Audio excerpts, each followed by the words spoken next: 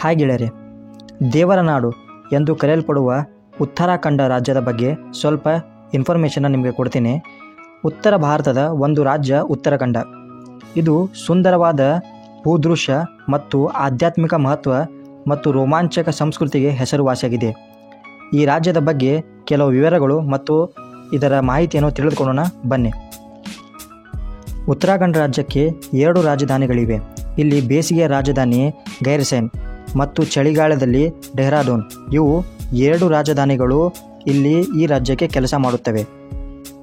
ಉತ್ತರಾಖಂಡ ರಾಜ್ಯವು ನವೆಂಬರ್ 9, 2000ರಲ್ಲಿ ಉತ್ತರ ಪ್ರದೇಶದಿಂದ ಕೆತ್ತಲಾಗಿ, ಅಂದರೆ ಉತ್ತರದಿಂದ ಇದನ್ನು ಕೆತ್ತಿ ಒಂದು ಬೇರೆ ರಾಜ್ಯ ಮಾಡಿದರು ಮತ್ತು ಇದಕ್ಕೆ ಹೆಸರು ಇಟ್ಟರು ಉತ್ತರಾಖಂಡ್ ಅಂತ. ಉತ್ತರಾಖಂಡ ರಾಜ್ಯದಲ್ಲಿ ಅಧಿಕೃತವಾಗಿ ಹಿಂದಿ ಭಾಷೆಯನ್ನು ಮಾತಾಡುತ್ತಾರೆ ಮತ್ತು ಕೆಲವು ಪ್ರಾದೇಶಿಕ ಭಾಷೆಗಳು ಇಲ್ಲಿವೆ. ಮೊದಲಿಂದು ಗರ್ವಾಲಿ ಮತ್ತು ಕುಮಾವೋನಿ ಮತ್ತು ಚೌನ್ಸಾರಿ.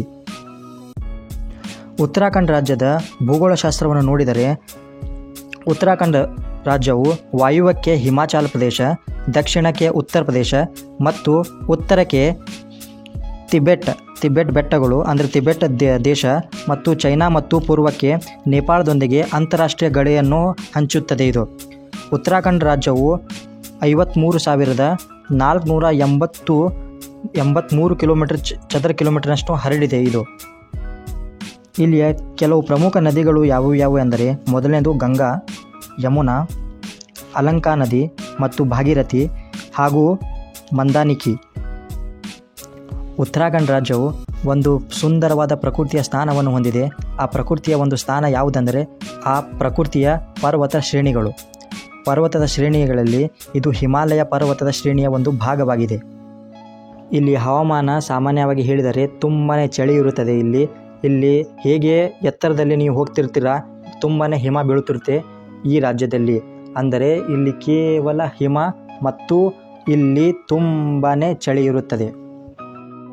ಇಲ್ಲಿ ಉತ್ತರಾಖಂಡ ರಾಜ್ಯದ ಈಗ ಜನಸಂಖ್ಯೆ ನೋಡಿದರೆ 2021 ಜನಸಂಖ್ಯೆಯ ಒಂದು ಅಂದಾಜಿನ ಪ್ರಕಾರ 11 ಮಿಲಿಯನ್ಗಿಂತ ಹೆಚ್ಚು ಇಲ್ಲಿಯ ಜನರು ಇಲ್ಲಿ ವಾಸವಾಗಿದ್ದಾರೆ. ಉತ್ತರಾಖಂಡ ರಾಜ್ಯದಲ್ಲಿ ಪ್ರಮುಖವಾಗಿ ಹಿಂದೂ ಧರ್ಮದ ಮತ್ತು ಇಸ್ಲಾಂ ಧರ್ಮ ಮತ್ತು ಸಿಖ್ ಧರ್ಮ ಹಾಗೂ ಬೌದ್ಧ ಧರ್ಮವನ್ನು ಇಲ್ಲಿಯ ಜನ ಪಾಲಿಸುತ್ತಾರೆ. ಇಲ್ಲಿ ಆರ್ಥಿಕತೆ ಬಗ್ಗೆ ಸ್ವಲ್ಪ ತಿಳಿದುಕೊಳ್ಳಿ. ಇಲ್ಲಿ ಪ್ರಮುಖವಾಗಿ ಕೃಷಿಯಲ್ಲಿ ಇದು ತುಂಬಾ ಇಂಪಾರ್ಟೆಂಟ್ ಒಂದು ರಾಜ್ಯ ಇವರದು. ಇಲ್ಲಿ ಕೃಷಿಯಲ್ಲಿ ಪ್ರಮುಖವಾಗಿ ಇವರು ಗೋಧಿ, ಅಕ್ಕಿ, ರಾಗಿ ಮತ್ತು ದ್ವಿದಳ ಧಾನ್ಯವನ್ನು ಬೆಳೆಸುತ್ತಾರೆ. ಇಲ್ಲಿ ಕೈಗಾರಿಕೆಗಳು ತುಂಬಾ ಇವೆ ಮತ್ತು ಪ್ರವಾಸೋದ್ಯಮ ಮತ್ತು ತೋಟಗಾರಿಕೆ ಮತ್ತು ಔಷಧಿ ಮತ್ತು ಜಲವಿದ್ಯುತ್ ಉತ್ಪಾದನೆಯಲ್ಲಿ ಇವರು ತುಂಬಾ ನಮ್ಮ ದೇಶಕ್ಕೆ ಒಳ್ಳೆಯ ಕೊಡುಗೆಯನ್ನು ಕೊಡುತ್ತಾರೆ.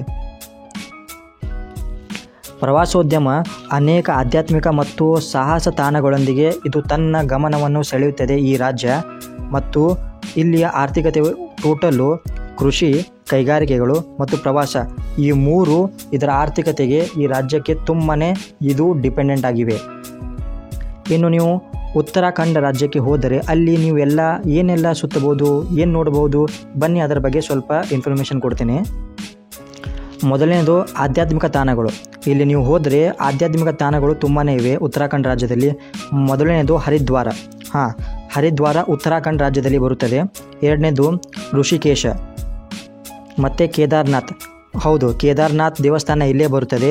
ಕೇದಾರ್ನಾಥ್ ಮತ್ತು ಬದ್ರಿನಾಥ್ ಹಾಗೂ ಗಂಗೋತ್ರಿ ಮತ್ತು ಯಮುನೋತ್ರಿ ಮತ್ತು ಚಾರ್ಧಾಮ್ ಯಾತ್ರೆ ಮತ್ತು ಕೇದಾರ್ನಾಥ್, ಬದ್ರಿನಾಥ್, ಗಂಗೋತ್ರಿ, ಯಮುನೋತ್ರಿ ಈ 4 ಧಾಮಗಳು ಇಲ್ಲೇ ಇವೆ. ನೀವು ಇಲ್ಲಿ ಹೋದರೆ ನೀವು ಭೇಟಿ ಕೊಡಲೇಬೇಕು. ಕೇದಾರ್ನಾಥ್ ಈ ಮಂದಿರದ ಬಗ್ಗೆ ಇನ್ನೊಂದು ಸಪ್ರೇಟಾಗಿ ವಿಡಿಯೋನ ನಿಮಗೆ ಮಾಡಿ ಅಂದರೆ ನಾನು ಮಾಡ್ತೀನಿ. ದಯವಿಟ್ಟು ಕಮೆಂಟ್ನಲ್ಲಿ ಬರೆಯಿರಿ. ಈ ಕೇದಾರ್ನಾಥ್ ದೇವಸ್ಥಾನ ಒಂದು ಸ್ಪೆಷಲ್ ದೇವಸ್ಥಾನ, ಇದರ ಬಗ್ಗೆ ಒಂದು ಸಪ್ರೇಟಾಗಿ ವಿಡಿಯೋ ಮಾಡಿ ಅಂತ ನೀವು ಕಮೆಂಟ್ನಲ್ಲಿ ಕೇಳಿದರೆ ಮಾತ್ರ ಮಾಡ್ತೇನೆ. ಸೊ ಬನ್ನಿ, ಮತ್ತೆ ನೀವು ಪ್ರವಾಸಕ್ಕೆ ಇಲ್ಲಿ ಹೋದರೆ ನೆಕ್ಸ್ಟ್ ಏನೆಲ್ಲ ನೋಡಬಹುದು. ನೆಕ್ಸ್ಟ್ ಇಲ್ಲಿ ಬರುತ್ತವೆ ಇಲ್ಲಿಯ ಗಿರಿಧಾಮಗಳು. ಮೊದಲನೆಯ ಗಿರಿಧಾಮ ಮನ್ಸೂರಿ, ಎರಡನೇದು ನೈನಿತಾಲ್, ಮೂರನೇದು ಔಲಿ, ನಾಲ್ಕನೇದು ಅಲ್ಮೋರಾ, ಐದನೇದು ಲ್ಯಾನ್ಸ್ಡೌನ್. ಇಲ್ಲಿ ಸಾಹಸ ತಾಣಗಳು ತುಂಬಾ ಇವೆ.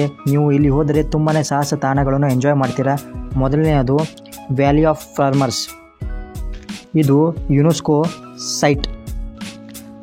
ಮತ್ತು ಜಿಮ್ ಕಾರ್ಬೆಟ್ ಇದು ರಾಷ್ಟ್ರೀಯ ಉದ್ಯಾನವನ ಮತ್ತು ರೂಪ್ಕುಂಡ್ ಹಾಗೂ ಕೇದಾರ್ನಾಥ್ ಕಂಠದಂಥ ಚಾರಣ ಹಾದಿಗಳು. ಈ ಎಲ್ಲ ಸಾಹಸ ಸ್ಥಾನಗಳು ಇಲ್ಲಿ ಉತ್ತರಾಖಂಡ್ ರಾಜ್ಯದಲ್ಲಿ ತುಂಬನಿವೆ ಮತ್ತು ಲಕ್ಷಾಂತರ ಜನ ಪ್ರವಾಸಕ್ಕೆ ಬಂದು ಇಲ್ಲಿಯ ಸಾಹಸ ತಾಣಗಳಿಗೆ ಭೇಟಿ ನೀಡ್ತಾರೆ. ನೀವು ಹೋಗಿ ಇಲ್ಲಿ ಭೇಟಿ ಕೊಡಿ. ಇಲ್ಲಿಯ ಸಾಂಸ್ಕೃತಿಕ ಹಬ್ಬಗಳ ಬಗ್ಗೆ ಕೆಲವೊಂದು ಹೇಳಬೇಕಾದರೆ ಇಲ್ಲಿ ತುಂಬಾ ನಂದಾದೇವಿ ರಾಜ ಅಂತ ಒಂದು ಹಬ್ಬವನ್ನು ಇವರು ಆಚರಣೆ ಮಾಡ್ತಾರೆ. ಎರಡನೇದು ವಸಂತ ಪಂಚಮಿ ಹಾಗೂ ದಸರಾ ಗಂಗಾ ಸಾಂಸ್ಕೃತಿಕ ಇಲ್ಲಿಯ ಉಡುಗೊರೆ. ಇಲ್ಲಿಯ ಮಹಿಳೆಯರು ಸಾಮಾನ್ಯವಾಗಿ ಸೀರೆ ಅಥವಾ ಘಾಗರಾಗಳನ್ನು ಧರಿಸುತ್ತಾರೆ. ಪುರುಷರು ಧೋತಿ ಅಥವಾ ಕುರ್ತಾ ಪೈಜಾಮಗಳನ್ನು ಧರಿಸುತ್ತಾರೆ. ಇಲ್ಲಿ ಜಾನಪದ ನೃತ್ಯಗಳು ಸಹ ಈ ರಾಜ್ಯದಲ್ಲಿ ಇವೆ. ಮೊದಲನೇದು ಒಂದು ಭರತನಾಟ್ಯ, ಎರಡನೇದು ಛೋಲಿಯಾ ಮತ್ತು ಪಾಂಡವ ನೃತ್ಯ. ಇಲ್ಲಿಯ ಕೆಲವೊಂದು ಊಟ ಮತ್ತು ತಿಂಡಿಗಳ ಬಗ್ಗೆ ಮಾತಾಡ್ತೀನಿ. ಮೊದಲನೇ ತಿಂಡಿ ಕಾಪುಲಿ, ಎರಡನೇದು ಫಾನು, ಮೂರನೇದು ಬಾಡಿ, ನಾಲ್ಕನೇದು ಆಲೋಕೆ ಟುಕ್ಕೆ ಮತ್ತು ಸಿಂಗೋರಿ. ಇವೆಲ್ಲ ಇಲ್ಲಿಯ ತಿನಿಸುಗಳು ತುಂಬಾ ಸ್ಪೆಷಲ್. ಇಲ್ಲಿ ಹೋದರೆ ಈ ಎಲ್ಲ ತಿನಿಸುಗಳನ್ನು ನೀವು ತಿನ್ನಲೇಬೇಕು. ಕಾಪೋಲಿ, ಪಾನು, ಬಾಡಿ, ಆಲೂಕೆ, ಗುಟ್ಕೆ ಮತ್ತು ಸಿಂಗೋರಿ. ಉತ್ತರಾಖಂಡ್ ರಾಜ್ಯವು ವಿಶಿಷ್ಟ ವೈಶಿಷ್ಟ್ಯಗಳನ್ನು ಹೊಂದಿದೆ. ಹಲವಾರು ಯಾತ್ರಾ ಸ್ಥಳಗಳ ಜೊತೆಗಿನ ಸಂಬಂಧದಿಂದಾಗಿ ಇದು ದೇವಭೂಮಿ ಎಂದು ಇದನ್ನು ಕರೆಯುತ್ತಾರೆ. ದೇವರ ನಾಡು ಹಾಗೂ ಇಲ್ಲಿ ಭಕ್ತರು ತುಂಬಾ ಬರುತ್ತಿದ್ದಾರೆ. ಇದು ಒಂದು ವಿಶಿಷ್ಟವಾದ ಜಾಗ. 1936ರಲ್ಲಿ ಸ್ಥಾಪಿಸಲಾದ ಭಾರತದ ಅತ್ಯಂತ ಹಳೆಯ ರಾಷ್ಟ್ರೀಯ ಉದ್ಯಾನವನ ಜಿಮ್ ಕಾರ್ಬೆಟ್ ರಾಷ್ಟ್ರೀಯ ಉದ್ಯಾನವನವನ್ನು ನೆಲೆಗೊಂಡಿದೆ. ಇಲ್ಲಿ ಹಲವಾರು ಸಂರಕ್ಷಣಾ ಮೀಸಲಾತಿಗಳೊಂದಿಗೆ ಸಮೃದ್ಧ ಜೀವನವನ್ನು ಇಲ್ಲಿಯ ಜನ ಅನುಭವಿಸುತ್ತಿದ್ದಾರೆ. ನಿಮಗೆ ಈ ನಿರ್ದಿಷ್ಟ ವಿವರಗಳು ಹೇಗೆ ಅನಿಸಿವೆ ಉತ್ತರಾಖಂಡದ ಬಗ್ಗೆ? ಅದರ ಬಗ್ಗೆ ಪ್ಲೀಸ್ ಕಮೆಂಟ್ನಲ್ಲಿ ಬರೆಯಿರಿ. ಮತ್ತು ಉತ್ತರಾಖಂಡ್ ರಾಜ್ಯದ ಬಗ್ಗೆ ಏನಾದರೂ ಒಂದು ಹೊಸದಾಗಿ ನೀವು ತಿಳ್ಕೊಂಡಿದ್ದರೆ ಪ್ಲೀಸ್ ನನ್ನ ಚಾನಲನ್ನು ಸಬ್ಸ್ಕ್ರೈಬ್ ಮಾಡಿ ಮತ್ತು ಲೈಕ್ ಮಾಡಿ ಮತ್ತು ಇದನ್ನು ನಿಮ್ಮ ಸ್ನೇಹಿತರಿಗೆ ಶೇರ್ ಮಾಡಿ. ಅವರು ಈ ರಾಜ್ಯದ ಬಗ್ಗೆ ತಿಳಿದುಕೊಳ್ಳಿ. ನೆಕ್ಸ್ಟು ಯಾವ ಟಾಪಿಕ್ ಮೇಲೆ, ಅಂದರೆ ಯಾವ ರಾಜ್ಯ ಅಥವಾ ಯಾವ ಜಿಲ್ಲೆಯ ಮೇಲೆ ವಿಡಿಯೋ ಮಾಡಲಿ ಪ್ಲೀಸ್ ಅದನ್ನು ಕಮೆಂಟಲ್ಲಿ ಬರೆಯಿರಿ. ಅದರ ಮೇಲೆ ನಾನು ವಿಡಿಯೋ ಮಾಡ್ತೀನಿ. ಸೊ ಈ ವಿಡಿಯೋನಿಂದ ನಿಮಗೆ ಏನಾದರೂ ಹೆಲ್ಪ್ ಆದರೆ ಪ್ಲೀಸ್ ಇದನ್ನು ನಿಮ್ಮ ಸ್ನೇಹಿತರಿಗೆ ಶೇರ್ ಮಾಡಿ. Thank you for watching this video. Good bye.